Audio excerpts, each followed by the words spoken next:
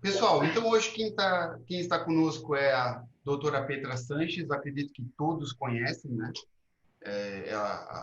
A doutora Petra, ela é formada em farmácia bioquímica pela Universidade de São Paulo, pós-graduada em saúde pública pela USP e doutorada em ciências de microbiologia ambiental pela USP também. Realizou vários cursos de extensão e especialização nos Estados Unidos, Canadá, Europa, em microbiologia ambiental e de alimentos.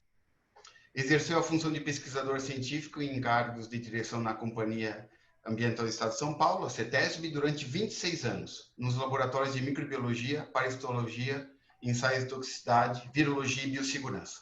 Tem ampla experiência na implantação de laboratório de microbiologia de águas, em programas da garantia da qualidade, nas indústrias de águas minerais e controle de qualidade de laboratórios. Exerceu o cargo de professora titular no curso de pós-graduação de Educação, Arte e História da Cultura na Universidade de Mackenzie, São Paulo, até 2015. Atualmente é presidente do Comitê Científico da Associação Brasileira da Indústria de Água Mineral, ABINA. Bom, boa tarde a todos, então, os participantes. Eu gostaria de dizer que é um prazer poder conversar com vocês ou recordar, né, alguns itens relativos à biossegurança, principalmente agora, nessa época que nós estamos vivendo com a Covid, e isso faz com que todos os cuidados que o pessoal de laboratório já tinha implantado tenham que ser redobrados, né?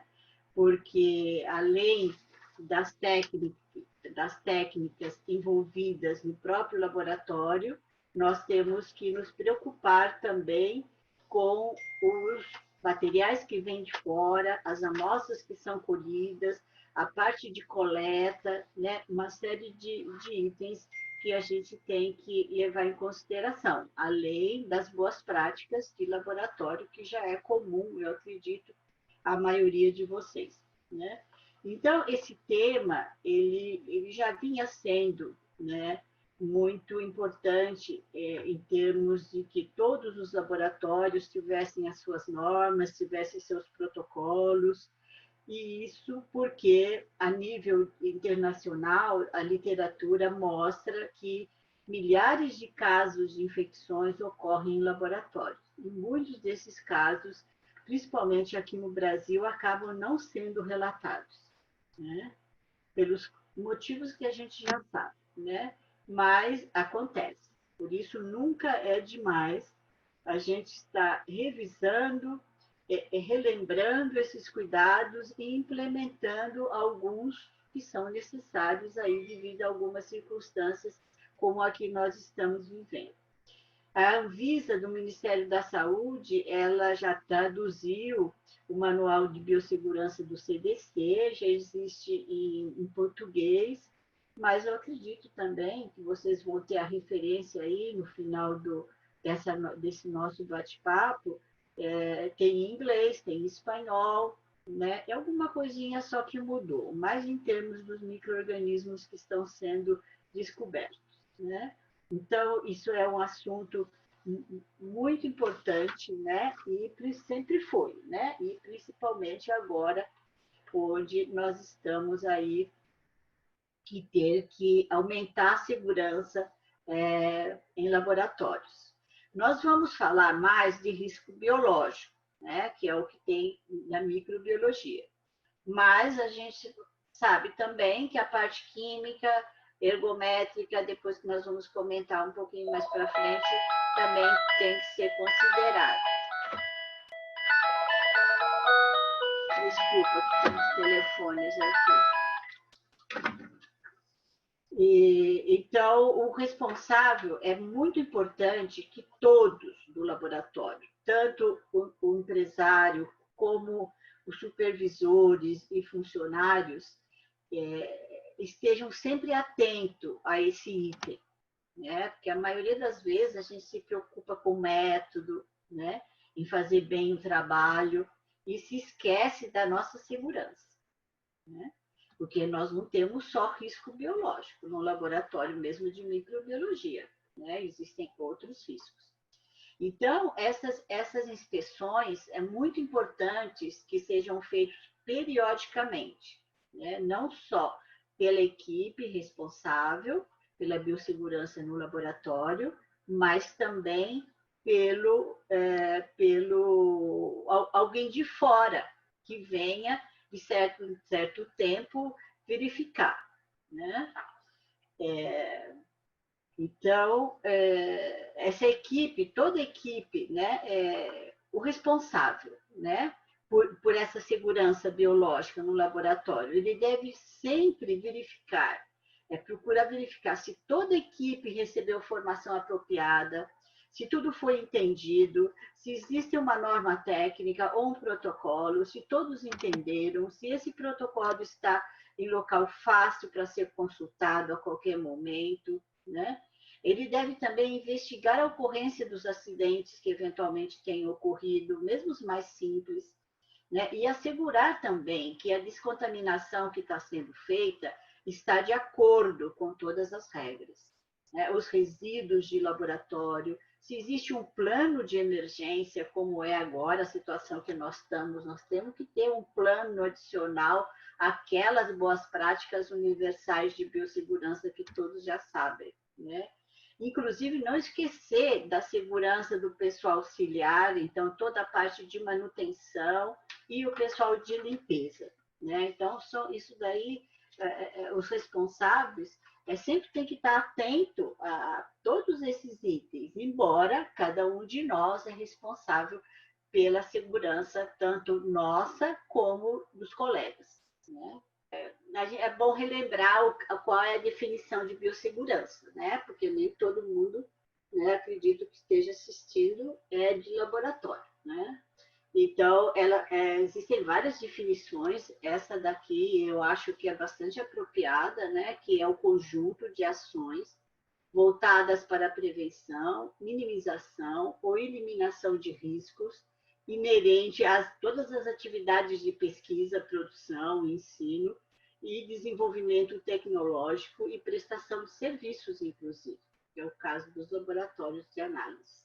Riscos que podem, esses, comprometer a saúde do homem, dos animais, do meio ambiente ou a qualidade dos trabalhos que são desenvolvidos.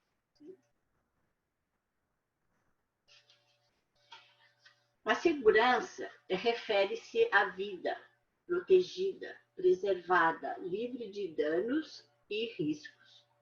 Então, apesar de ser um conceito originado por riscos de laboratório, a biossegurança ela tem uma abrangência multidisciplinar, que envolve profissionais atuantes em diversas áreas.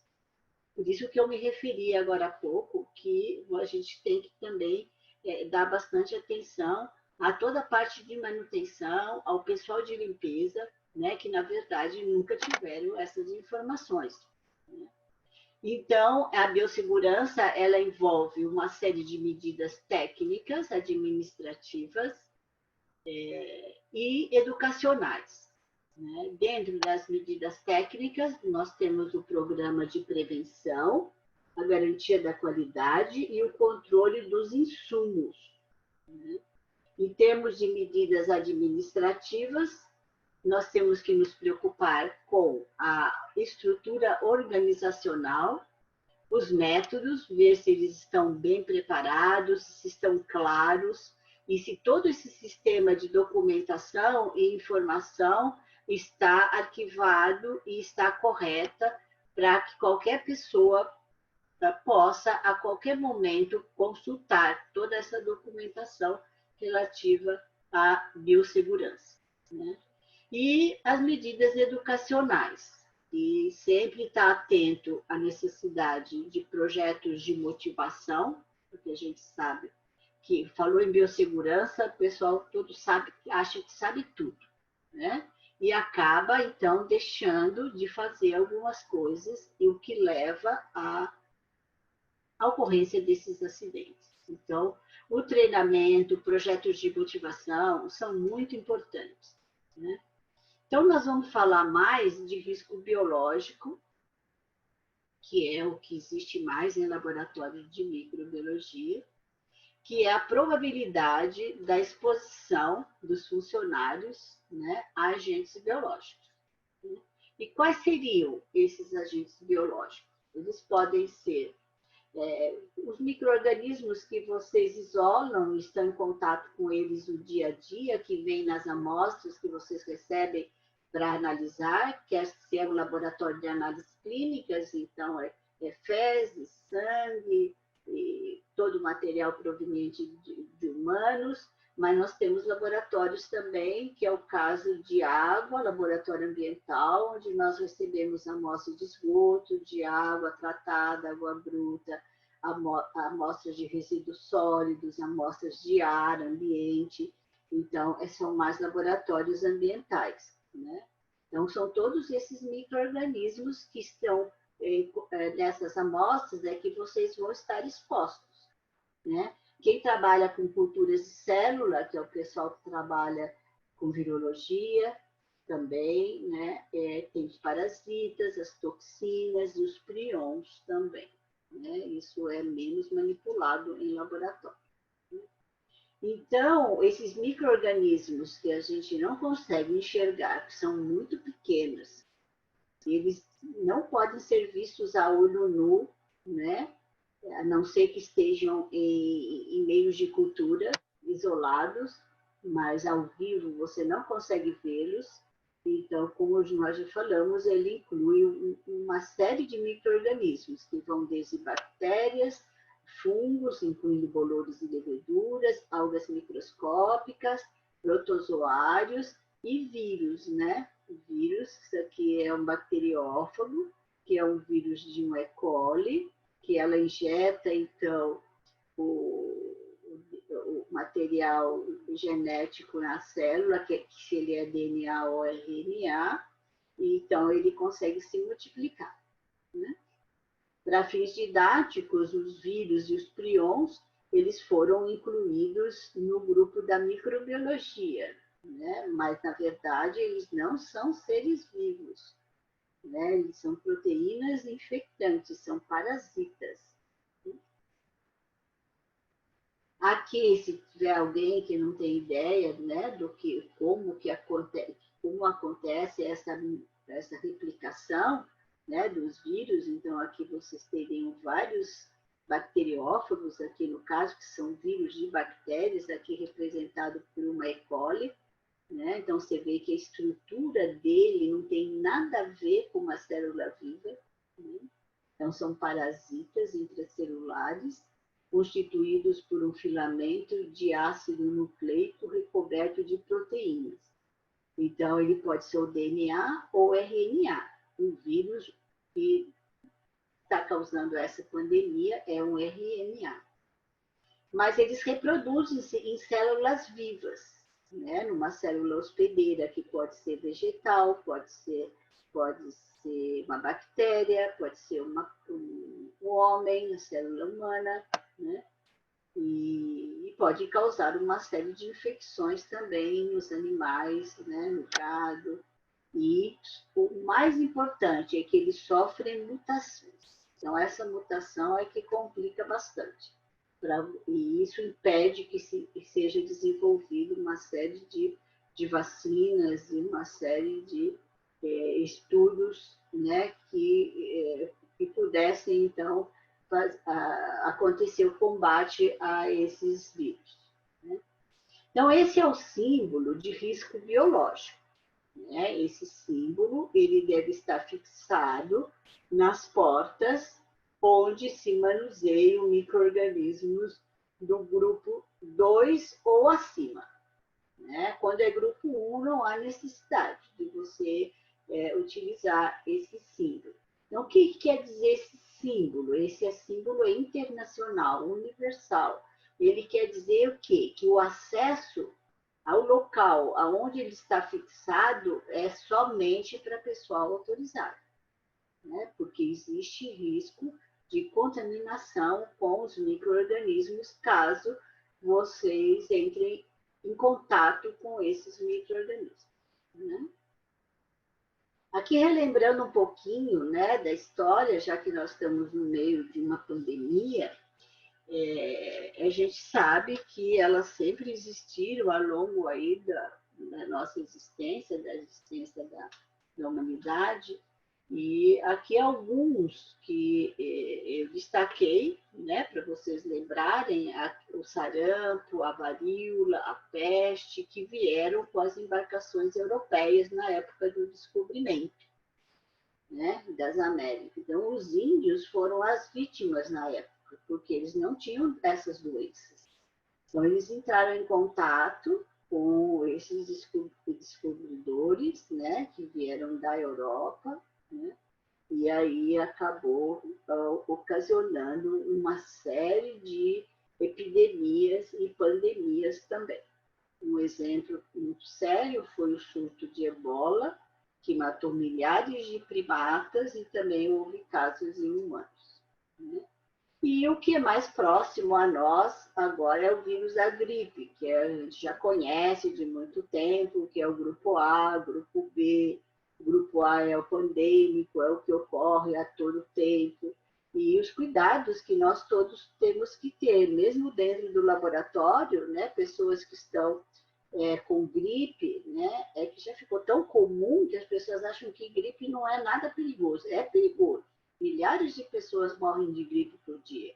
Então, uma pessoa que está gripada tem que tomar os cuidados de usar máscara, de lavar as mãos, de avisar. Na época que está mais fácil de contaminação, ela não pode trabalhar. Por isso que o Japão, né, eu acredito que o Japão teve tão poucos números de casos do Covid-19, porque ela já está acostumada a fazer isso. Uma pessoa está gripada, ela não sai naqueles períodos, 4, 5 dias, que é mais perigoso de contágio. E quando sai, ela sai com máscaras adequadas. E o distanciamento também que eles têm, eles não são como o latino, né, que abraça, beija para cá, para lá. Então, isso daí propicia a disseminação da gripe, né? Então, a gente pode até perceber que agora, com essa época de Covid, onde as pessoas estão com mais cuidados, né? A população toda está atenta, o número de gripe diminuiu. Quer dizer, a maioria das doenças infecciosas parece que desapareceu, né?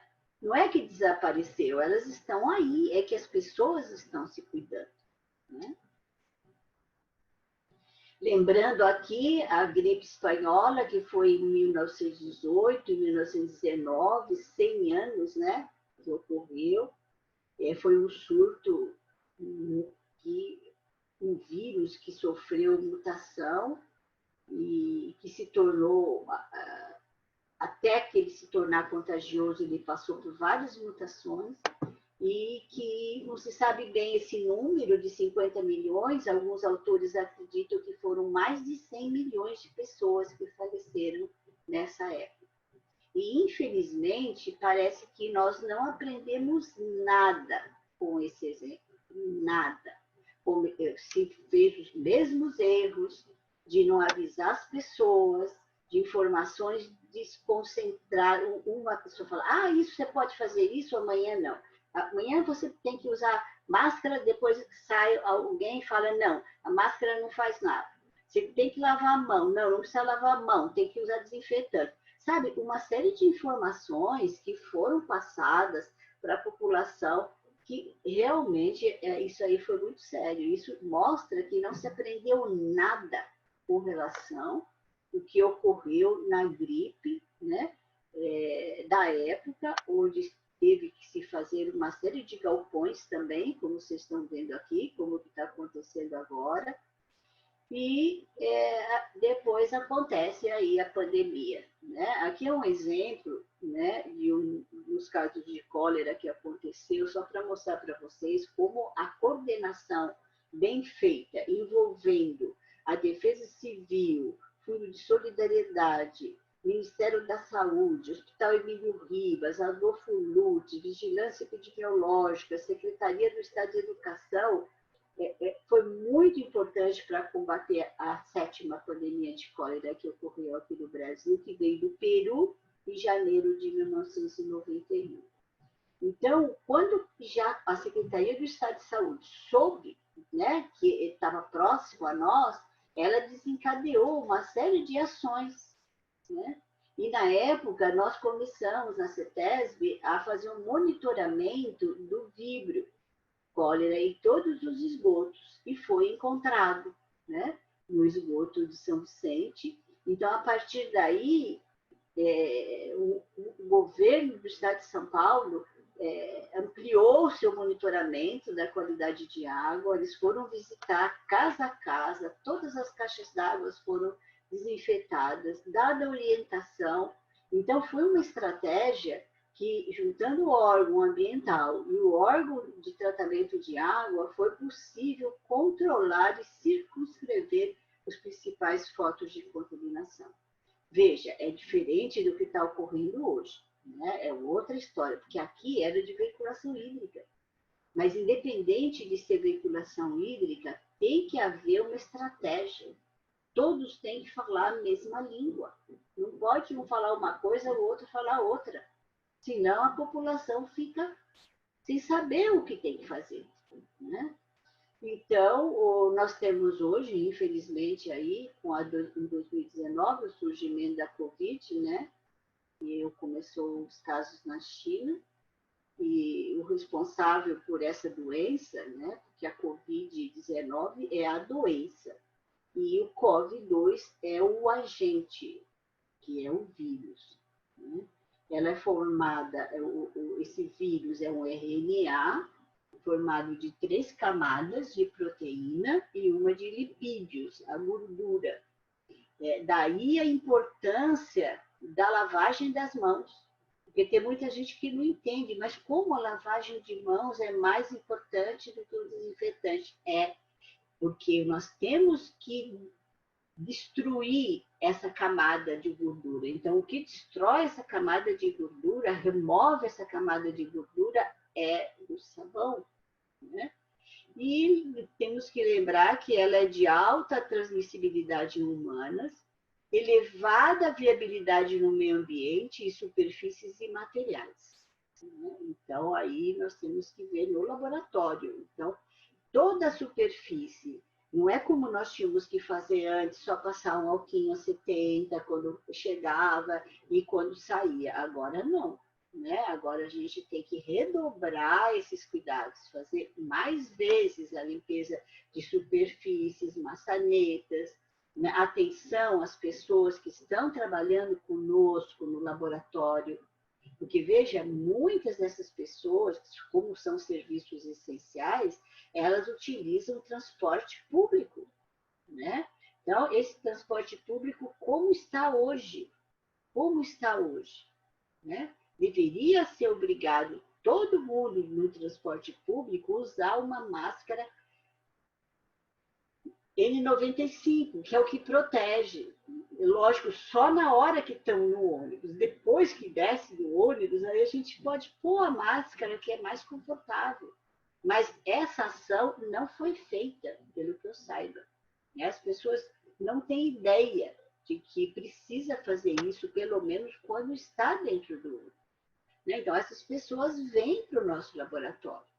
Então, o distanciamento que a gente tinha dentro do laboratório com os colegas tem que mudar. O protocolo tem que mudar, né? Então, agora, todos vão poder fazer isso? Né? Às vezes, não. Né? Às vezes, não. Então, nós temos que investir em saneamento, temos que investir na educação da população e nos aspectos de biossegurança no transporte, né? Em locais públicos, em restaurantes, e práticas de higiene individual e coletiva. Né? Porque esse vírus, ele se dá recentemente, vários trabalhos têm demonstrado que ele não se dá só pelo contato, que é o que nos disseram, né? Que era contato, mas não é. Ele também se transmite por gotículas e secreções respiratórias e saliva, né? Que isso formam aerossóis. Quando a gente fala, tem um vídeo aí, vocês vão ver, o que acontece quando a gente fala. A gente acha que não acontece nada, né? Mas acontece. Milhares de microaerossóis são formados e ficam em suspensão, né? E dependendo da circulação do laboratório, eles vão ficar ali esperando o primeiro que chegar para contaminar. Né? Então, por isso que pede-se para abrir janelas. Tem que abrir janelas. Nessa época, é muito complicado trabalhar com ar-condicionado. Muito complicado. Tá? Porque as pessoas que estão trabalhando ali, né, todas, né, estão suscetíveis a trazerem de fora o vírus. Né? Obviamente, contato a pessoa, né, acontece, então, e pessoas doentes, que é o mais grave. E superfícies e objetos contaminados, por exemplo, celular, maçaneta e outros. Então, no laboratório, sempre vocês têm que estar passando um álcool 70 na maçaneta. É uma vez só quando eu chego? Não. Todas as vezes que você puder. Porque no laboratório entra e sai muitas pessoas, que a gente não sabe se é sintomático ou não. Né? Porque os aerossóis estão ali. Estão ali. E esses aerossóis não é só os gerados pelas técnicas em microbiologia, que também são, né? Que era o que a gente sempre focava. Mas hoje tem os aerossóis provenientes de um espirro, de uma tosse, de uma fala, né? Que a gente tem que ter cuidado, limpar a bancada. Quantas vezes? Uma vez só, como era antes, quando eu sento na bancada e quando eu saio? Não, é várias vezes. Qualquer movimento que fizer, tem que fazer essa descontaminação. Né? Então, essas são estratégias que o responsável pelo laboratório tem que definir, dependendo do tipo de análise que ele analisa, do tipo de funcionário que ele tem. Então, se tem funcionários que têm maior risco, só utiliza transporte público, são de maior risco. Né? Então, todas essas boas práticas e medidas, né, tem que ter por objetivo ser propiciar um ambiente saudável, né, no laboratório. Então, quais seriam as principais ações? Aí depois cada um vai reavaliar as suas, porque cada local é uma realidade. Né? Então, aqui você pode realizar avaliações diárias no local de trabalho, muita atenção especial aos banheiros, vasos sanitários, porque vários estudos feitos no Japão se verificou que é de risco, embora não exista ainda nenhum caso comprovado, né, que ocorreu no banheiro. Mas pelos testes que eles fizeram, existe grande possibilidade de contaminação. Tá? Então, está sempre lavando esses banheiros, orientando o pessoal de limpeza, usar cloro, né, hipoclorito, usar álcool, né, evitar aqueles secadores automáticos, né, porque aquilo ali é um disseminador de bactérias. Né? Então, usar as toalhas de papéis convencionais nessa época, principalmente. Porque se uma pessoa está contaminada e ela não lavou a mão corretamente e vai secar naqueles aparelhos elétricos, né, de vento, se tiver uma pessoa ali próxima a ela lavando a mão, ela vai se contaminar, com certeza. Né? No laboratório também, dependendo do material que vocês estão utilizando, vocês podem ter necessidade de usar uma proteção facial. Né? Não esquecer do distanciamento social no trabalho, mesmo no laboratório de microbiologia, diferente do que nós fazíamos antes, né? Melhorar, como já falei, o sistema de ventilação e implementar e atualizar os protocolos. Né? Então, fragmentos de Covid têm sido detectados no esgoto, mas a viabilidade não foi confirmada. Parece que o pessoal aí de Santa Catarina isolou, né, o COV-2 em esgoto, né? Mas foi numa época que hoje as técnicas de PCR são boas, mas também tem a desvantagem que pode dar resultados positivos, falsos negativos, né? É diferente do que quando se trata de uma doença de veiculação hídrica, que fica mais fácil, como ocorreu na época da cólera. Aqui é muito complicado, porque existem milhares de vírus que também podem confundir. E, nesse caso, o monitoramento, no caso do esgoto, do meu ponto de vista, ele pode até ser útil para conhecer a circulação no meio ambiente e alertar as autoridades, mas já acabou. Né? Então, imagina que nós já terminamos acabou o Covid, né? Não tem mais casos, e mais para um monitoramento, porque aí fica mais fácil de fazer. Então, qual é o risco de exposição ocupacional, pensando nos funcionários de laboratório? Qual é a probabilidade de um trabalhador, né, durante as suas atividades profissionais, entrar em contato com alguns micro-organismos? Né? Obviamente, isso vai ter relação com o tipo de atividade que cada um realiza. Tipo de amostra, se é sangue, se é esgoto, se é água, né, se é algum alimento. Então, varia muito. Não pode a gente exagerar e querer estabelecer regras impossíveis de serem cumpridas, porque, né, nem todo mundo trabalha com micro-organismos de alto risco. Né? A verdade é que esses acidentes, né, eles podem ocorrer, né, em qualquer atividade de trabalho.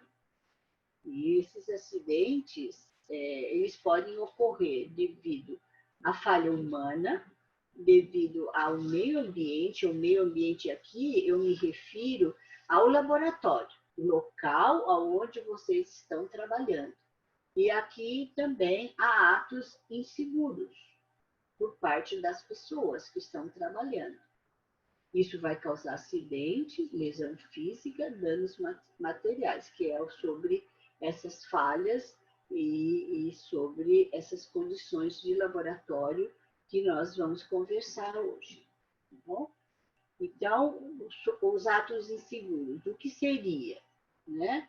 Então, eles podem ocorrer por negligência, falta de conhecimento, imprudência, por isso que ou negligência, por isso que a seleção do pessoal que vai trabalhar no laboratório é muito importante. Né? A gente tem que escolher as pessoas certas, porque nem todos têm perfil para trabalhar em laboratório. Né? Condições inseguras com relação ao meio ambiente de trabalho, qual seria? Deficiência na iluminação, na ventilação, na temperatura, o estado das máquinas, dos equipamentos, das instalações. Nessas instalações de laboratório, elas, dependendo se vocês usam grandes volumes de água, concentração de grandes volumes, essas atividades têm que ser realmente estudadas com muito critério, né? Porque pode ocorrer uma contaminação. Então, dentro dos aspectos epidemiológicos das infecções ocupacionais em laboratório, né, vocês têm que levar em consideração sempre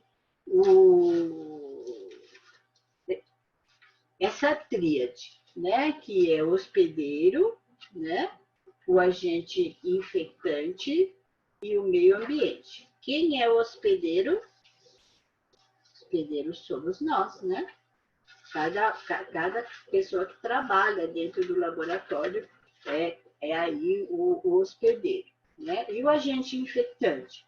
O agente infectante seriam todos os micro-organismos que estariam presentes nas amostras, né, que vocês estão analisando. Né? E o meio ambiente é o local. Né? Então, se ele tem, se ele foi bem construído, se ele tem espaço para proteger as pessoas, se o mobiliário segue as regras ergométricas, né, de ergonomia. Então, tudo isso tem que ser levado em consideração, né? As instalações físicas, né? A segurança que existe dentro desses laboratórios, né? Então, tudo isso representa a tríade, né? Epidemiológica associada às infecções que ocorrem em laboratório. Tá? E é lógico que o agente infectante depende do tipo de amostra que vocês estão examinando. Agora, nós estamos numa uma pandemia de Covid. É um vírus altamente resistente em superfícies e no meio ambiente também. Então, além dos agentes que vocês têm que se preocupar com relação as amostras que vêm nas amostras, vocês têm que estar sempre vigilantes com relação à eventual presença do vírus. Né? Ela tem uma capacidade muito grande de infectar células vivas e é muito estável em superfícies. Tem vários trabalhos que mostram que em cristais, então um copo, por exemplo, um cristal, ele pode sobreviver até 4 dias, de 2 a 4 dias, né? Um total aí de 50 horas, né? Então, e outra coisa importante também, estudos que foram feitos, porque agora começa a surgir vários estudos, né? Os primeiros, né, eles se basearam na sobrevivência que eles tinham do SARS. Só que esse vírus, né, o COVID-2, é diferente. Então, a gente sabe que a estabilidade dele é muito maior. Então, a gente, no laboratório, a gente sempre tem que estar pensando que ele pode ter entrado com alguém, pode ter entrado para o nosso laboratório com alguma amostra. Né? E, inclusive, o pessoal de coleta tem que tomar muito cuidado na hora de fazer essas amostragens, porque é o pessoal mais suscetível a entrar, a ficar exposto ao COVID-2. Né? E outra coisa também, tinha gente que falava, o pH influi. Nada. Foram feitos testes já agora, mais recentes, e ele não se importa com pH ácido nem com pH alcalino e sobrevive até 7 dias em qualquer desses pHs.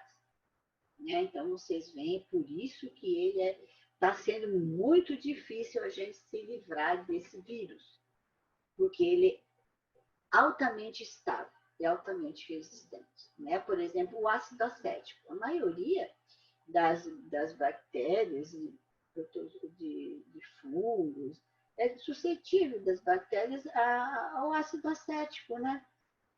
Pergunta se ele é. Ele não dá nem bola para o ácido acético. O vinagre, né? Que a gente sempre usava para desinfecção de verdura. Né? Então, precisa ter no laboratório, vocês têm que ter ciência de quais são os desinfetantes apropriados, que não são os mesmos que a gente utilizava antigamente. Né? Agora já se sabe com relação aos desinfetantes que o mais importante é o cloro e o álcool. Tem outros também, mas mais usuais assim, né? Água oxigenada também, peróxido de hidrogênio também é muito bom. Então, nem todos os desinfetantes que vocês conheciam que eram bons para bactérias são para esse vírus, para este vírus. Tá? Então, são itens que vocês sempre têm que lembrar, né? Qual é a via de entrada? Né? Então, ela pode ser respiratória. Então, se uma pessoa espirrou ou falou e esses aerossóis estão próximos a nós vamos se contaminar, via respiratória. Via digestiva é mais difícil, a não ser que você toque em alguma coisa, alguma superfície e vai à boca, né? Mas ele não é oral fecal, não é. Via sanguínea, lógico, se ocorre algum acidente em laboratório e você se fere, né? Pela pele, mucosa, os olhos. A mucosa dos olhos é muito importante. Por isso que vocês têm que agora no laboratório usar óculos de proteção. E óculos que protejam bem, porque os olhos é aonde está ocorrendo grande número de contaminação pelo Covid, porque o olho é como se fosse uma esponja, né? O que cai ali, ele absorve. Então, olho, principalmente, com relação ao Covid, é algo que a gente tem que estar bem atento, né? Então, aqui é só assim uma recomendação, se vocês forem implantar um programa de segurança e higiene, né, em microbiologia, a primeira coisa que vocês têm que fazer é levantar os riscos. Então, quais os riscos que eu tenho nesse laboratório? Não é o do fulano, do ciclano, tá? Não é do meu colega, é o meu, né? Se é um laboratório químico, se é um laboratório de micro, se é um laboratório de água, se é um laboratório de análise clínica, laboratório de alimento. Então, eu tenho que levantar todos os riscos que existem nesse laboratório. Aí, depois, estabelecer as regras de segurança, né? Depois de estabelecer as regras, o treinamento. Então, todas as pessoas têm que ter clara, né, sobre o que deve fazer, quais são as técnicas que exigem maiores cuidados na hora que estão fazendo as análises, né? Então, são coisas que tem que ficar muito claro, né? Então, o treinamento de todos é importante. Ah, eu já sei tudo. Será que você sabe tudo? Né? Então, tem que fazer uma revisão sobre esses conhecimentos. E o acompanhamento e a supervisão, que é sempre responsável, né, pela pessoa responsável pelo laboratório, que deve realmente estabelecer aí as regras de segurança para todos os funcionários. Então, é aquilo que eu falei, deve verificar se a equipe toda recebeu formação apropriada, a ocorrência de acidentes, né? O resíduo, como os resíduos do laboratório estão sendo tratados, tudo isso. O pessoal da manutenção, todos sabem as regras? Será? O pessoal de limpeza, como é o pessoal de limpeza, né? E aí nós temos, dentro da microbiologia, nós temos o grupo de risco, né? O grupo de risco 1, né? Que é individual e comunitário muito baixo. Aqui, os micro-organismos têm pouca probabilidade de provocar doenças em humanos, né? Ou em animais. E aqui é o risco 2. Então, a partir desse grupo 2 é que vocês têm que ter o símbolo de biossegurança que eu mostrei lá antes, tá? O risco 1 não precisa, tá? Pode trabalhar em bancadas abertas, sem problema nenhum. Então, os micro-organismos, quais são os micro-organismos de risco 2? Né? Isso aí no manual, na lei, né? Tem todos eles listados em todos os manuais do CDC que eu deixei as referências aí para vocês. Não precisa decorar.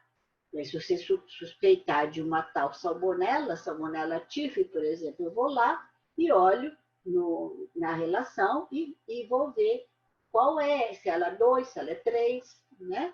Então, é muito fácil, não precisa decorar, né? Mas, então, aqui, dependendo do risco, assim são as regras que o laboratório deve implantar para prevenir que esse micro-organismo se propague entre os colegas e até no meio ambiente, né? E temos o risco 3, que é um risco individual elevado e comunitário, né?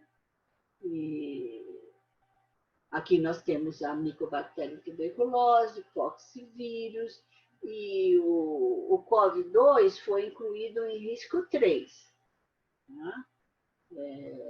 Mas vocês viram que provavelmente existe aí a suspeita, né, que ele escapou de um laboratório, né, por meio de uma estagiária que talvez não tivesse formação correta, deixou o vírus escapar e parece que a epidemia se implantou. Então, vocês veem aí a responsabilidade do pessoal que trabalha em laboratório. Às vezes, uma atitude que a gente acha que é só um errinho pode trazer muita dor de cabeça, né? Se for verdade que ele escapou desse laboratório de Wuhan, onde eles estavam trabalhando com o vírus, né, de morcego, na tentativa de preparar uma vacina contra a AIDS, né? Aconteceu isso. E olha as consequências, né, dessa brincadeira. Né? Todos nós estamos sofrendo de ponto de vista econômico, mental, que as consequências vão ser piores ainda. Muitas pessoas perderam os empregos, que trabalharam 20, 30 anos construindo, né, um patrimônio, um nome em termos de comércio e, de repente, acabam com tudo. Né? Então, realmente, essa parte de microbiologia, quando se trabalha com esses micro-organismos, é de extrema responsabilidade. Né? E as pessoas, eu acho que nunca acharam que isso daí podia acontecer. Embora todos nós, microbiologistas, sabíamos já de antecedência que isso pode acontecer.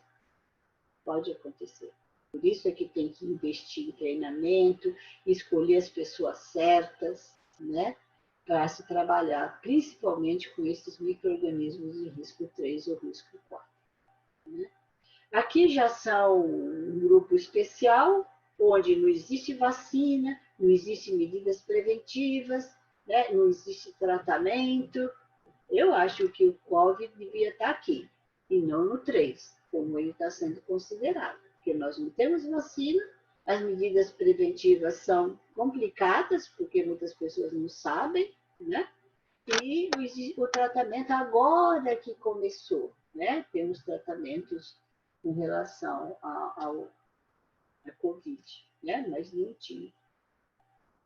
Então, voltando aqui ao nosso laboratório, né? Nós temos que estar atento a todos os apps de proteção individual, né? No caso, aventais adequados, as máscaras, né? Proteção para cabelo, né? Porque como ele agora se sabe que ele está no ar, né? Principalmente em ambiente fechado, tá?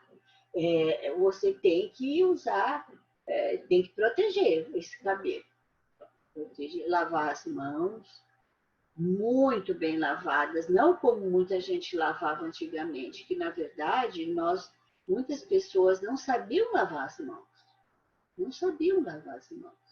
Achava que só molhando com o sabão e passando na torneira já era lavagem de mãos, não é? Né? Outro cuidado, não pipetar com a boca, máscaras de proteção individual, né? São importantes, né? Dependendo do tipo de trabalho, né? Dependendo do laboratório. Sapatos adequados e confortáveis, né? A pessoa tem que estar confortável para prestar atenção no que ela está fazendo, senão se distrai e aí acontece, né? A roupa, os aventais, tá? Devem ficar no laboratório, nunca guardadas em armário junto com roupas de uso pessoal, gente. E há pouco tempo vocês todos são testemunhos da gente ver no restaurante, no metrô, no ônibus, pessoal de avental, médicos, né? Todos equipados que saem do hospital e vão para outras áreas, cumprimentam as pessoas, sentam nos bancos. Gente, isso não pode acontecer, não podia acontecer, e agora muito menos ainda, né?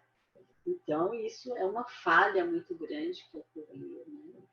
A gente nunca se conformou com isso. Tomara que agora o pessoal, né, crie vergonha e siga rigorosamente esse requisito. Né? Quem amar tanto assim o avental, fica com ele no laboratório, não tem problema nenhum. Né? Mas ele não pode sair por aí andando com avental. Né? Isso é muito sério. E outra coisa também, que acontece muito acidente em laboratório, é a falta de organização. Então, todos sabemos que tudo que é da microbiologia, ele tem que ser esterilizado. Normalmente é esterilizado em autoclave, alguns materiais são calor seco, estufa, mas a descontaminação, tudo é em autoclave. Né? Se ocorrer algum derramamento na hora que vocês estão trabalhando, bate a mão, cai um erlenmeyer com cultura, imediatamente vocês têm que parar o que está fazendo, desinfetar a área com desinfetantes apropriados, com concentrações apropriadas, e tira o avental, e descarta o avental, né, com os cuidados que deve ser, e descarta sim, quer dizer, descarta para lavagem, né, caso ele não seja descartado. E põe outro avental. Isso sempre tem que ter no laboratório 2 ou 3 aventais limpos, caso ocorra isso daí.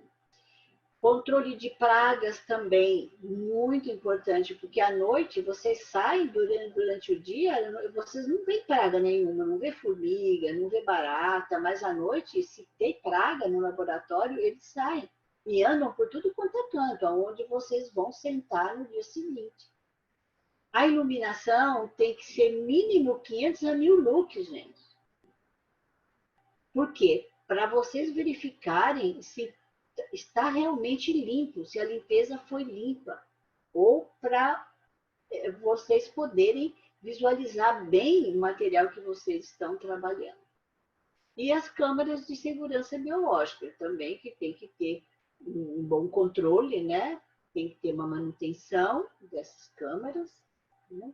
E a diretoria do laboratório ou o responsável é que deve elaborar um plano de controle de segurança biológica e também do manual de segurança do laboratório.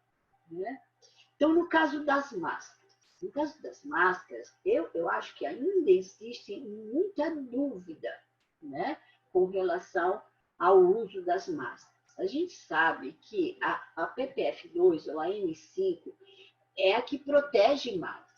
Né? Então, mas não dá para vocês trabalharem no laboratório 2, 3, 4 horas com a N95. Da mesma forma como vocês não podem fazer uma viagem de avião de 4, 5 ou 6 horas com a N95. É inviável. É complicado. Tá? Então, no caso de laboratório, vocês podem usar uma máscara que proteja, que existem várias cirúrgicas, existem. Agora saiu uma nova, que é intermediária, tá? Entre a 95 e tem um respirador. Né? Então, você tem que fixar aqui, né? Aqui nessa parte, que tem um tipo de um ferrinho, né? Que acomoda bem, e essa é a 95. Mas agora tem um modelo mais novo, que tem um respirador, né? Que protege, é tipo 95, mas com respirador. E você consegue ficar várias horas com ela, tranquilamente, né? Então, a 95 eu aconselharia realmente para o pessoal médico que está ali cuidando de um paciente que está com Covid, ou no transporte, durante que vocês estão no ônibus.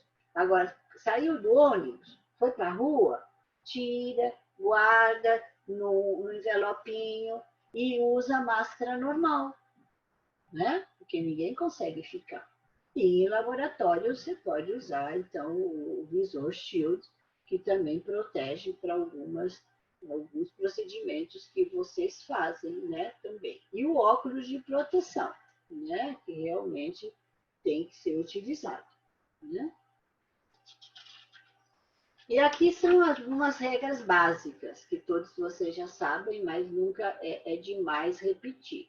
Lavar as mãos cuidadosamente, nada de pressa ao lavar as mãos.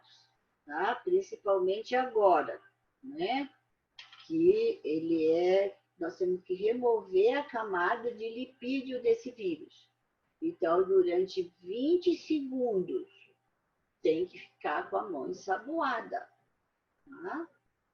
E, se houver necessidade, usar um desinfetante adequado, tá? Sempre que você deixar o laboratório. Ou, às vezes, como acontece um derrame e você tem que lavar, né?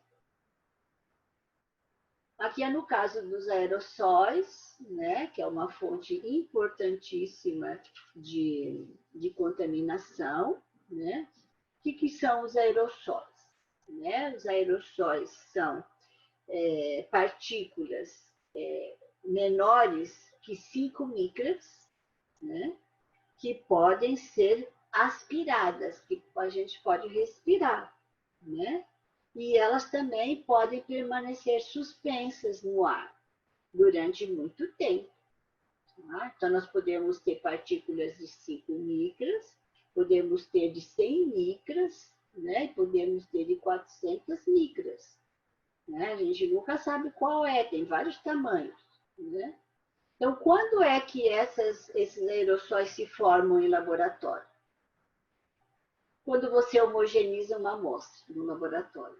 Ah, mas não dá para ver nada, mas forma. Isso aí já foi feito o teste. Tá? Quando você centrifuga algum material, por isso, muito cuidado na hora de abrir a centrífuga, né? Esperar um tempo para ela parar, para depois abrir a centrífuga e com proteção, óculos e máscara. Tá? Abertura de ampolas contendo culturas liofilizadas. Aqui normalmente se faz na câmara de fluxo laminar, então aí vocês já estão protegidos. Porque essas ampolas que vêm com culturas de micro-organismos, salmonela, shigella e qualquer outro micro-organismo que vocês vão testar, elas são liofilizadas. Então, o que é um material liofilizado? É como um pó, né? É um pó. Tá? Então, com certeza, se você não fizer na câmara de segurança biológica, você vai se contaminar. Tá? Aqui vocês têm um exemplo de pessoas que sopra pipeta. Né? Antigamente o pessoal tinha costume de soprar pipeta.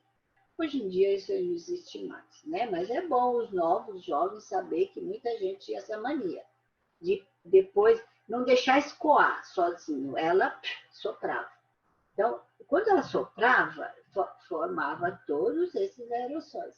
E aonde vão esses aerossóis? Ficam ali no laboratório, né?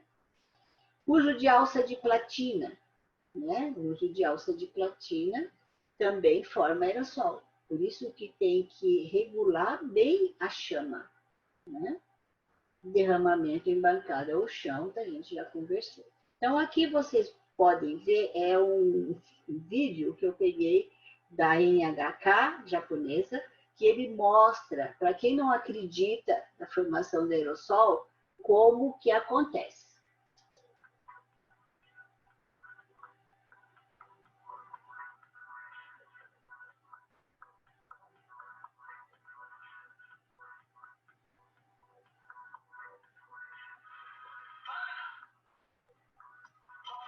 Olha aí, quanto aerossol.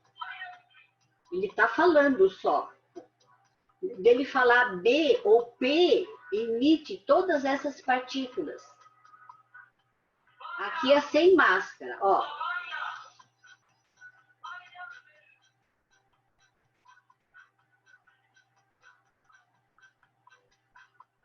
Essa é de pano. Máscara de pano. É aqui, ó. Ó como reduz o número. Perto de quem não tem máscara.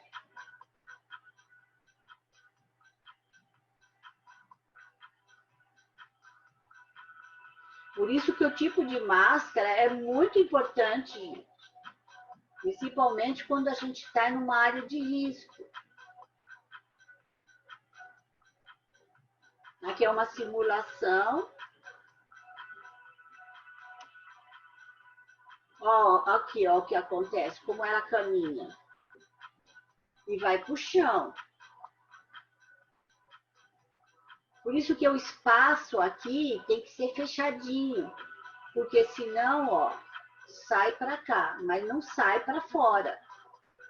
Então, mesmo uma máscara higiênica, que a gente não é o melhor para todo, tá? Ela protege.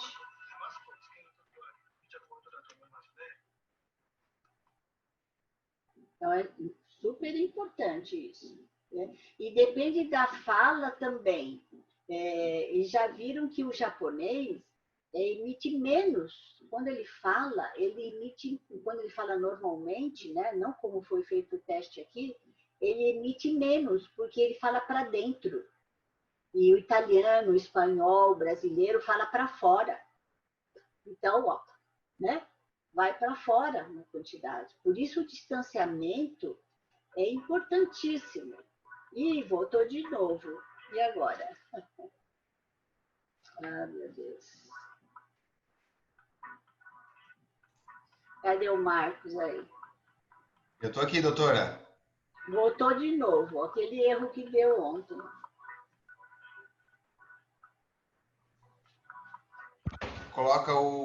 Passa o cursor, doutora, ali embaixo. Deve ter ali para avançar. Não no vídeo. Dá um ESC para ver. Da UESC? Dá. Mas é você que está controlando, não é? Não, a senhora. Eu dou ESC? Dá. Agora, sair da apresentação. A gente tem que dar um share screen.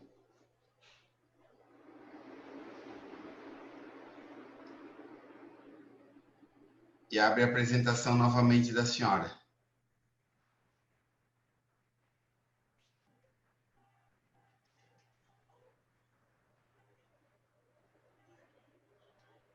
Agora eu não vou parar no vídeo, né? Sim. A senhora abriu a apresentação? Já, tá. Tô seguindo. Não aparece aí? Não, então vamos fazer o seguinte. Agora dá um ESC de novo, dá um stop share. Screen share? Stop share. Isso. Agora clica de novo no share screen e daí clica na apresentação. Pronto. Pronto. Foi. Vamos ver. Então, eu não vou parar no vídeo, né? Não. Está direto. Ah lá. Ele abriu automático. Oh, meu Deus. Deixa eu parar aqui. Vamos ver o que vai acontecer. Ai, meu Deus.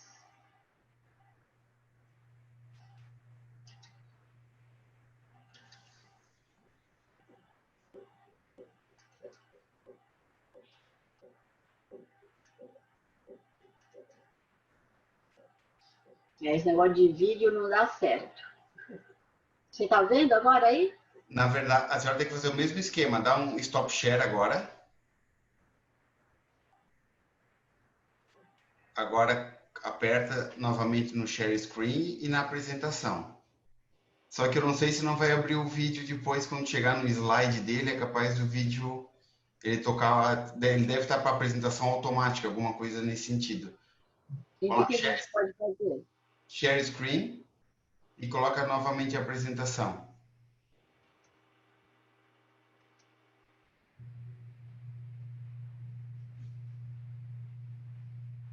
A gente está vendo a apresentação agora, novamente.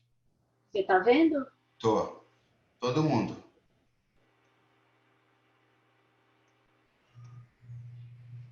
Como que a gente faz quando chega lá, então, agora? Vai ter A senhora que... tem como clicar ali para ir para o último slide? Não.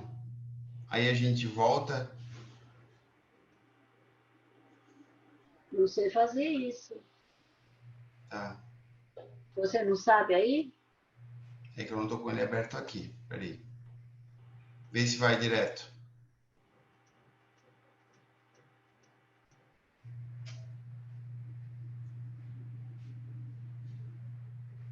Ah, passou. Passou. Passou. Tá. Passou. Então, são os aerossóis que vocês acabaram de ver aí no vídeo, né? Foi muito bem feito. E aqui no caso do laboratório. Então, quando vocês deixam cair uma gota de uma pipeta, acontece essa gota, ela se transforma em micropartículas, ó, e essas micropartículas ficam em suspensão, né? E depois de um tempo, dependendo da circulação, ela cai nas bancadas, no cabelo, nos aventais, né? Por isso que não é recomendável se fazer leitura, né, relatórios em bancadas de laboratório. Tem que ser fora do laboratório para fazer esse tipo de trabalho. Porque, com certeza, essa bancada está cheia de aerossóis. Né? Que é o trabalho. Microbiologia é assim mesmo. Né? O que eu posso fazer é menos ou mais aerossóis, né? Dependendo da forma que eu estou trabalhando. E no caso de um derramamento, então eu tenho que estar bem preparada, né? Tenho que usar botinha, aquelas sapatinhos, luvas, o desinfetante adequado, né? Então, selecionar o desinfetante adequado, né? Luvas, óculos, e isolar essa área antes de buscar o desinfetante, senão as pessoas vão andar por aqui, não sabem que ocorreu um derramamento, e aí vai acontecer, né, o acidente. E que tipo de desinfetante? Isso, dependendo do que caiu, você já tem que ter no protocolo. Então, se caiu X, se caiu Y, qual desinfetante que eu vou usar? Né? No caso agora do Covid, é o hipoclorito. O hipoclorito é o mais recomendado. Né?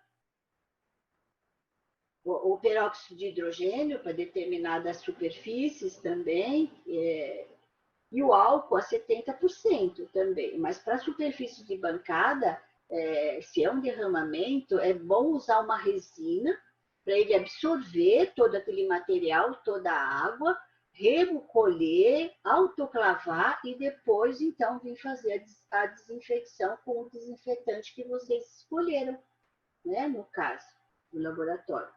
Tá? Então, no caso de superfície, você pode usar 0,1%, né? E levar em conta também o tempo de contato. Né? Não é só passar e sair embora, tem que levar em consideração o tempo de contato. Agora, se é um material muito sujo, né? Uma bancada que está muito suja, vocês têm que lavar primeiro, fazer uma pré-limpeza com sabão e depois usar, então, o hipoclorito. Senão, ele não vai funcionar. Vocês sabem, né?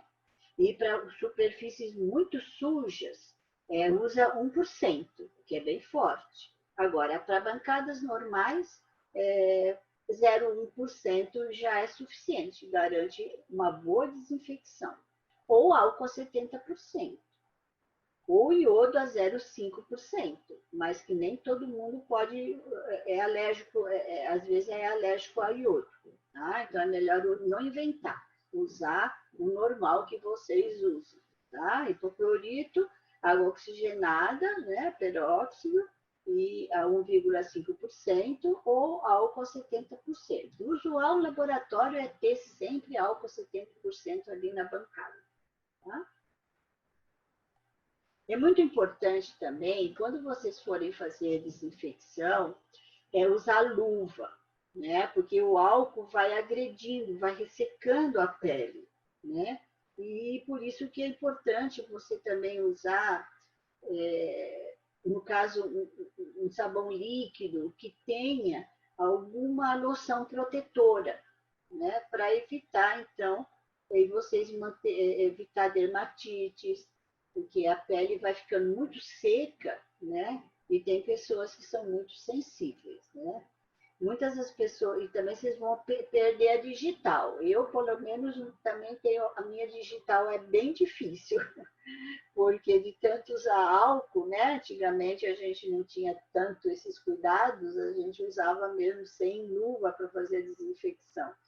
E, embora no laboratório a gente fazia numa placa de Petri, que isso aí protegia bem, né? A gente punha numa placa de Petri, que vocês já conhecem como é de vidro, né? Antigamente era de vidro, você punha um chumaço de algodão e encharcava com álcool. Aí emborcava e aí então você passava em toda a bancada, aí você protegia a mão, né? Mas aí foi depois de muito tempo que a gente viu essa opção para proteger a mão dos funcionários, né? Então, os desinfetantes são muito importantes que vocês selecionem bem, né? E não inventem, né? Usem luva, né? Ou coloca no algodão na placa de Petri, emborca e passa com a placa de Petri. Aí vocês não entram em contato com o álcool, né? Porque todo dia, né? Complicado. Aqui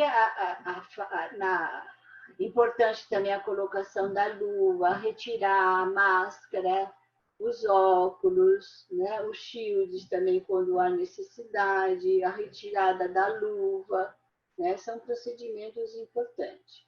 Aqui forma muito aerossol, dependendo se você não sabe flambar a alça, né? Tem que ser colocada sempre nessa zona azul, né? E se vocês não têm zona azul, então tem que regular o bico de Bunsen, porque tem que ter uma zona azul aqui no meio, porque é a zona onde não ocorre aerossol, né? Se você põe lá em cima, ocorre aerossol, aqui embaixo também. Então, é aqui no meio, você regula direitinho e você minimiza a formação de aerossol. Então, por isso que eu falei, dependendo de como você trabalha, você tem ou não geração de aerossol. Então, aqui a câmara, né, para certas determinações, são necessárias, né, dependendo do risco, do nível de risco que você trabalha, né, e em algumas, quando não tem nível de risco 2, por exemplo, até elas atrapalham até. Mas não são todos os laboratórios que podem se dar o luxo de só trabalhar com micro-organismos de água, de alimentos, né? Então, às vezes, vem de tudo. E aqui, olha, aqui é muito importante, os cuidados na câmara, né? Primeiro, manutenção. E aqui, olha, é um exemplo da zona. Aqui no meio, onde tem essa faixa branca, é onde vocês vão trabalhar. De um lado, você põe material de descarte, né? Biossegurança aqui. Descarte, o álcool, né? 70, que normalmente nessas câmaras não tem bico de Bunsen, não usa, então não tem fogo, chama viva, tá? Porque ela já é toda preparada com filtro EPA. E do outro lado tem os materiais que vocês vão usar. Então, água de diluição, as pipetas, pipetadores, a amostra que vai vir para cá, tudo vai trabalhar. Então, aqui vem para cá e daqui descarte. Então, isso é importantíssimo, gente. Não pode fazer bagunça, colocar tudo de qualquer jeito, né? Porque a chance de contaminação de vocês e também contaminação da amostra é grande. Então, separar, né, a câmara em 3 áreas. Aqui, a área que eu vou trabalhar, aqui é a área dos materiais limpos, estéreis, e aqui é o descarte. Né? E ter sempre aspersores, né, para desinfetar, caso corra alguma coisa, caia, né, no chão. E aqui é um exemplo que vocês têm, né, assim, em desenho, sobre a desorganização total de um laboratório. Então, você vê que caiu o material aqui, provavelmente uma cultura de bactérias ou vírus, não sei, e o do laboratório já saiu, levando o avental, que ele não podia levar, né? Ou se levou, tinha que estar no saco plástico para lavar em casa, se fosse possível, e saiu. Falta 2 minutos para 5, que era o horário dele sair. E quem entra? Quem entra? O pessoal de limpeza. Gente, o pessoal de limpeza não sabe o que é isso aqui. Se é uma salmonela, por exemplo, ou um vírus da hepatite A, ela vai limpar isso aqui, vai lavar aqui na torneira, porque ela acha que ela lavando aqui com sabão vai resolver a situação. Aí ela pega esse pano que ela lavou, que ela removeu, esse derramamento, e vai na mesa dele, limpa, sai, vai para a sala do diretor, para a sala da secretária, com esse pano, com esse esfregaço, né? E com tudo aqui, ela vai limpar da mesma forma que ela vai limpar aqui. O que está acontecendo? Ela está disseminando bactérias que estavam fechadas no laboratório, disseminando para as outras áreas, né? Que é o provavelmente que aconteceu lá com o nosso vírus, né? Provavelmente, a gente não pode dizer, né? Porque nós estamos vivendo essa situação toda hoje, né? Alguma aprontaram, né? E a gente não sabe o que foi. Pode ter sido erro. Então, o treinamento, gente, do pessoal de limpeza é de extrema importância. Ele deve ser bem treinado, ele deve realizar o trabalho sem pressa. Não sei se vocês perceberam, o pessoal de limpeza tem mania de fazer as coisas correndo. Correndo. Porque normalmente tem 2 empregos, então ela sai de um emprego e vai para um laboratório à noite fazer a limpeza. E é sempre com pressa. Pode verificar isso aí. Posso até estar enganada, mas o que eu vi durante meus 40 anos de laboratório é sempre pressa. Elas não estão focadas ali naquele trabalho. Então, tem que fazer um treinamento com esse pessoal. Ela tem que fazer com calma, né? E ensinar também que os laboratoristas é que devem fazer a limpeza da bancada. Não é essa senhora aqui que não é de laboratório. Quem tem que limpar a bancada, se caiu algum derrame, é o laboratorista, que ele que sabe o desinfetante certo. Ele que sabe se foi bem feito, né? Caso contrário, ela, coitada, vai limpar, depois vai lavar a mão mais ou menos, né? Porque as pessoas agora que estão aprendendo a lavar as mãos, vai para o supermercado, encontra uma amiga, essa ruiva, e quem que ficou doente? Essa ruiva, que nunca teve contato com o laboratório, porque ela provavelmente já adquiriu com o tempo alguma certa resistência aos micro-organismos daquele laboratório. Então, isso é muito importante, gente. As pessoas não dão muita importância a esse item, treinamento do pessoal de limpeza. E bancadas, né? Trabalhar em bancadas onde se fez amostras, né? A pessoa acaba pondo a mão no ouvido, no cabelo, no nariz. Visitas são proibidas, né? Visitas assim sem avisar. Atropela todo mundo, festas em laboratório, gente, isso não pode acontecer, não pode acontecer. Tem que ter uma sala do lado, né?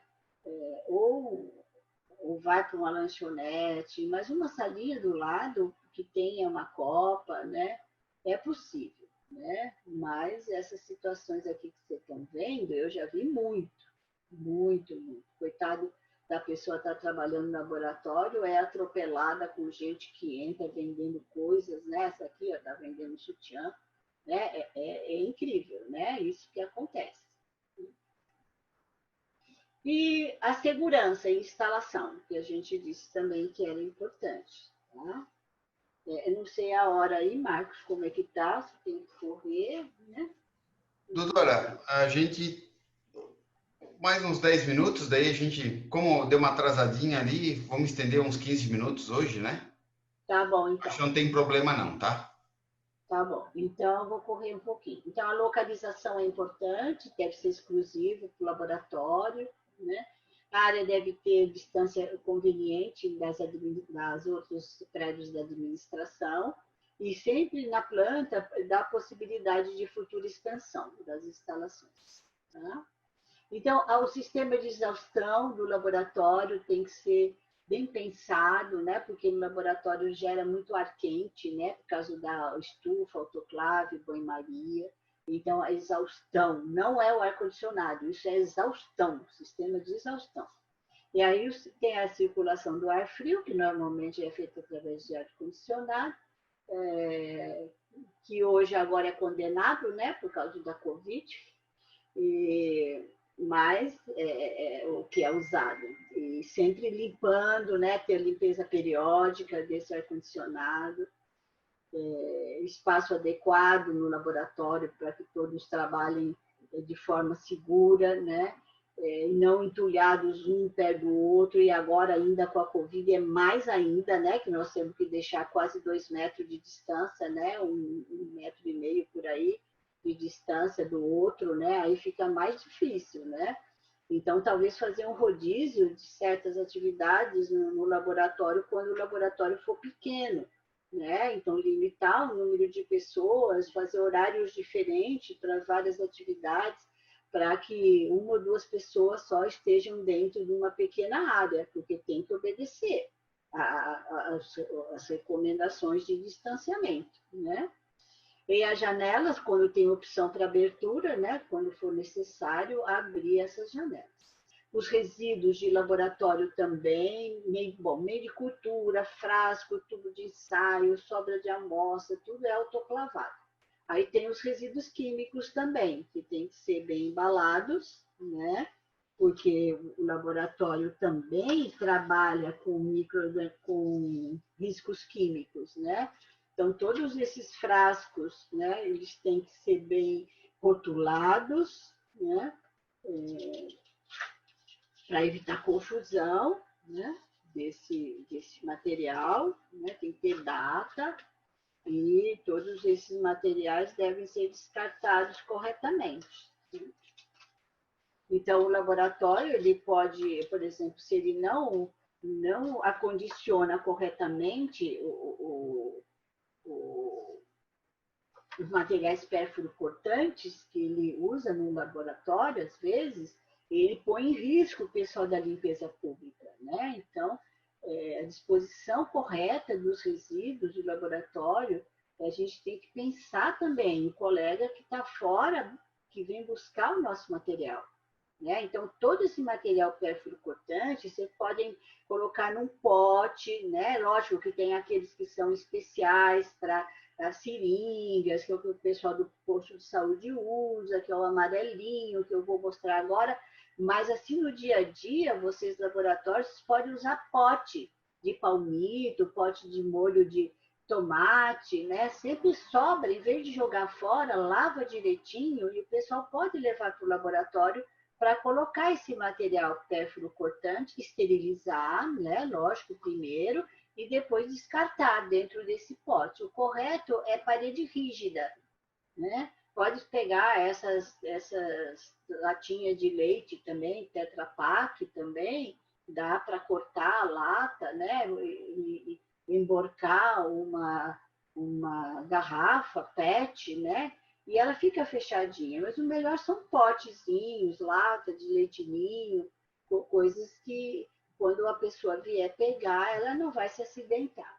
E o laboratório pode ser responsável também pela transmissão de uma série de doenças para a comunidade, para o meio ambiente. Imagina se esse laboratório, né, não faz as coisas corretas, ele pode contaminar tanto o pessoal da lavanderia, como o pessoal da limpeza pública, quanto também o meio ambiente, que se esse resíduo não for corretamente tratado, ele vai contaminar pessoas que estão aqui na praia, num bem bom, achando que estão tomando um banho de mar ou de rio maravilhoso e não sabem que, sei eu, 2, 3 quilômetros tem um laboratório que está jogando seus resíduos sem tratamento nenhum, sem autoclavação dos seus resíduos perigosos, né? Então, qualquer uma dessas situações pode ter acontecido lá em Wuhan, né? Quer dizer, não poderia, mas algo aconteceu que ele saiu do laboratório, né? E nós temos aqui a RDC 222, que regulamenta todas as práticas do serviço de saúde, é da Anvisa, né? Tem tudo detalhado, mas aqui resumindo para vocês, é o grupo A, grupo B, né? Aqui é de substância química, o grupo A de agente biológico, então os laboratórios têm que prestar atenção no A e no B, porque nós também temos riscos químicos no local do nosso trabalho. Então, na maioria das vezes, a gente acha que os produtos químicos que nós temos são só o hipoclorito, né? Alguma coisa líquida fechada. Não, nós temos que pensar nos gases, vapores, produtos gerados durante o trabalho, com a canalização que tem furinhos no gás e a gente não percebe, aquele gás está soltando, né? Então, uma série de medidas de proteção, né, com relação a esses produtos químicos que têm que ser detectados também. O grupo C já é mais pessoal relacionado com material medição nuclear e radioterapia, não se aplica muito aos nossos laboratórios convencionais. Se alguém tiver mexendo com isso, então tem que seguir as normas do CNEM. E o grupo D é aqueles que não têm nem risco biológico, químico, radiológico, nem ao meio ambiente. Então, são os resíduos normais, como domiciliares, que nós temos também no laboratório. Papel, né? Lanche, que a pessoa às vezes come um lanche, né? Em determinada área separada. Então, esses são eles. E os materiais perfluorocortantes, que nós temos também. Tá? Então, medidas de prevenção, resumindo, importantíssima formação de pessoal, exames médicos periódicos, imunização do pessoal para aquelas vacinas, né, que já são convencionais, né, dependendo do tipo de amostras que a gente trabalha, né, acesso a áreas restritas, pessoal de limpeza importantíssimo, não esqueçam pessoal de limpeza, por favor. Os aventais do laboratorista e as regras de conduta, que tem que ser muito bem estabelecidas, né? Então, as medidas e regras gerais de segurança de trabalho, a pior coisa que pode acontecer é a improvisação, né? A improvisação é o primeiro passo para a ocorrência de um acidente, né? Então, nós temos que ter material adequado, estar consciente do que nós vamos fazer, né? Conservar as passagens dos corredores, dos laboratórios, sempre desobstruídos, obviamente não se aplica a todos. Não se deve brincar no serviço. Por favor, gente, tem hora para brincadeira. O laboratório é muito sério, né? Qualquer coisa errada que acontecer, dependendo do micro-organismo, veja as consequências do exemplo que nós estamos vivendo agora, tá? Que pode ter sido assim. Eu acredito que foi isso, né? Algum descuido, né? Que não foi intencional, mas foi um descuido pela falta de segurança que esse laboratório realmente tinha.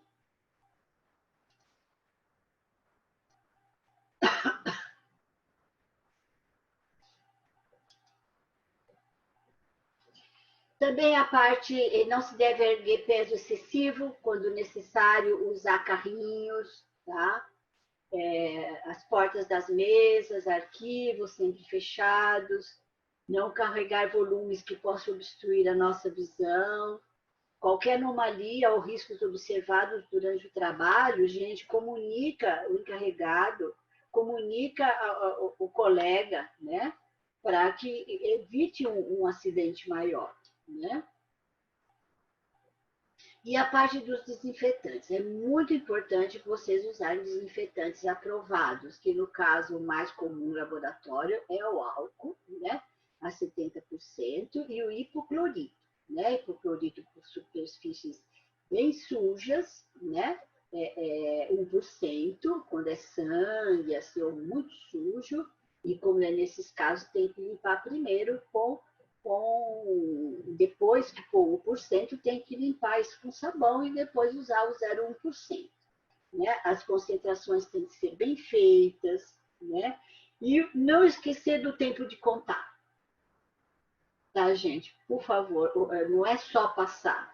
tem que deixar o tempo de contato, normalmente. Para o álcool, é 1 a 2 minutos, álcool a 70. O hipoclorito também, o hipoclorito é mais, um pouquinho, 5 minutos, tá? Então, tem que esperar o tempo, né? A NR32, gente, essa daqui está sofrendo uma revisão, tá? Ela é de 2011... É de 2005, depois foi revisada em 2011, onde foi incluído toda a parte de pérfuro cortante. E agora tem uma nova que está saindo, tá? Que mudou algumas coisinhas. Por isso eu nem pus aqui, porque ela não está em vigência ainda, tá? Mas são poucas coisas que mudaram. Então, essa daqui foi de agosto de 2011, que eles introduziram, então, na NR32, o plano de prevenção de riscos com acidentes com material pérfuro cortante. Então, essa aqui é o tradicional, né? Mas é caro também. Em caso de laboratório, vocês podem usar um pote de vidro, uma coisa mais simples também, né? Aqui vocês têm uma série de sites, gente, todos estão atualizadíssimos, é só vocês entrarem nos sites.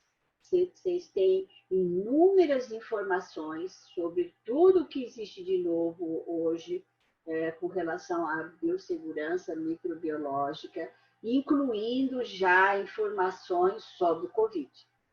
Tá? Esse é o manual da 4ª edição, que agora já tem o novo, da 5ª edição, tá? Se alguém quiser, eu posso até mandar, tá, eu tenho ele no... quase 500 páginas, mas a gente manda por e-mail para vocês tranquilo, tá? Em PDF, né? Que é a 5ª edição, essa daqui, que é do CDC. Essa é a mesma, só que é a 4ª edição, que tem em espanhol e tem em português, tá?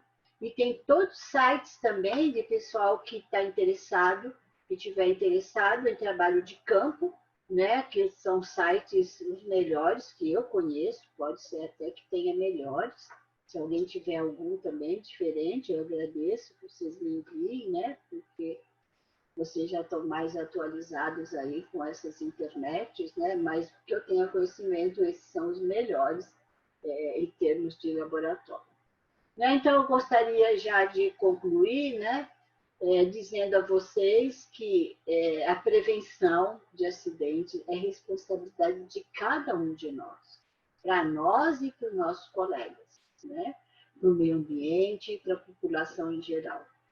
E eu termino aqui desejando que essa experiência com a Covid que nós estamos vivendo, infelizmente, possa servir de aprendizado para sermos cidadãos mais justos e solidários.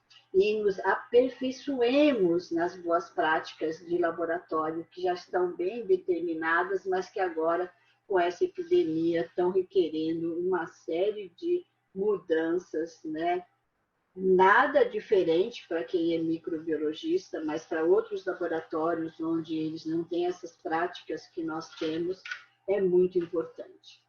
Tá bom? Muito obrigada a todos pela atenção e espero que essa apresentação possa servir a vocês para a melhoria do trabalho e eu agradeço aí a atenção de todos. Muito obrigado, Marcos, aí pela organização do evento, né, que você sempre faz ótimos eventos. Obrigado, doutora Petra. A senhora pode stop share? Clicar ali no Stop Share que vai para a apresentação, tá? Ok, então. Boa tarde a todos, então. Doutora, olha só. Tá. Voltamos. Vamos lá, vamos ficar só mais uns 5 minutinhos. Não, eu não tenho pressa nenhuma. E, doutora Petra, se uma coisa que a pandemia trouxe de bom para nós foi essa questão de hábito de higiene que algumas pessoas não tinham, né? Que, por exemplo, o japonês tem um hábito, quem viaja de avião, às vezes sempre encontrava no aeroporto o japonês com máscara. Isso não é de agora, eles já usavam há 10, 15, 20 anos atrás. Todo mundo sabe que japonês tira o sapato antes de entrar em casa. E agora esses Corretamente. hábitos veio para o Ocidente aqui, né? Agora parece que é uma afronta se nós recebermos alguém em casa e ninguém tirar o sapato, né? Então, o legal da pandemia é que veio criar uns hábitos de higiene, como a senhora também falou, a contaminação por gripe, o vírus, né? Diminuiu muito. É difícil hoje a Sumiu, gente ver sumiu. pessoas espirrando, né, usando lenço, parece que acabou, né? É só pela prática o quê? De lavar as mãos, tirar o sapato antes de chegar em casa, usar álcool gel. Há 20, 30 anos atrás, a gente adquiriu o hábito de usar o quê? A escova de dente e a pasta de dente dentro da bolsa, né? Hoje todo mundo tem no carro, tem no trabalho, tem... Agora nós vamos ter o álcool gel, acho que entrou para ficar. A gente nunca mais vai deixar de ter o álcool gel dentro do carro, dentro da bolsa, né? Então, esses hábitos vieram para nos ensinar, né? A pandemia, a adquirir esses novos hábitos, eu acho que foi importante, né? Principalmente a lavagem de mãos, que ninguém sabia lavar a mão. É Quem isso que aí. ficava 20 segundos com a espuma na mão? Sejamos sinceros, E a, e poucas a, pessoas. e a Só os organização da, microbiologistas. e a Organização da Saúde já fala, né? Que se nós lavássemos a mão a cada 2 horas, nós iríamos eliminar 80% das enfermidades. Só o hábito de lavar a mão, né? É simples. Com certeza.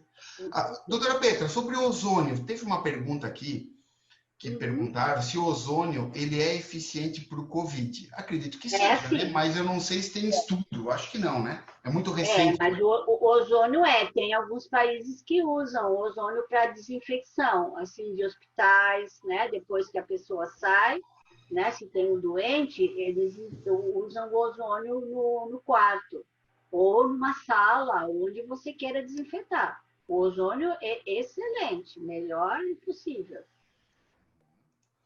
O Ah, problema é o aparelho, né? Que você tem que ter uma tecnologia boa, tem que saber usar, tem que saber regular, né? A concentração, mas isso tudo é possível e ele é muito utilizado, né? Igual você vê, o Japão ele usava para lavar as ruas, usava com os desinfetantes, ele usava o sal, que o sal para o Covid é excelente também. Entendeu? Então, aquelas pessoas que faziam gargarejo com sal, às vezes o pessoal fala, é bobagem. Não é bobagem, não. Não é bobagem, não. Não que isso vai resolver. Mas se você tiver algum aqui quieto e você fazer gargarejo com sal, vai resolver sim, porque ele vai sair.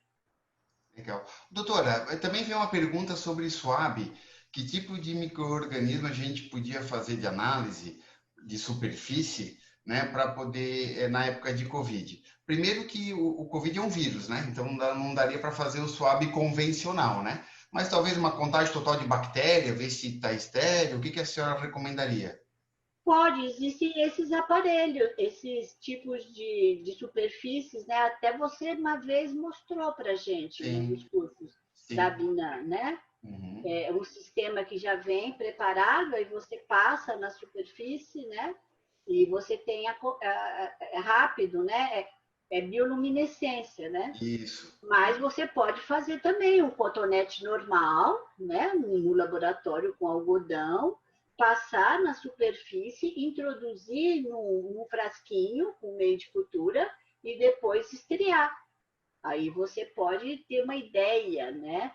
De a contaminação. Outra coisa é colocar placas também na mesa, no chão, em cima da bancada e deixar por 1 hora aberta e depois fecha, mas aí é geral, né? Não é do superfície. Superfície ou esses suaves que são comerciais que existem, né? Que são muito práticos, quem pode comprar, ou você mesmo faz um suave teu, né? Esteriliza com, com um palitinho, né? Daqueles palitos que a gente usava para replicagem, palito de churrasco, envolve algodão e depois submerge no meio de cultura e passa na água destilada, perdão, passa na superfície e depois põe no meio de cultura.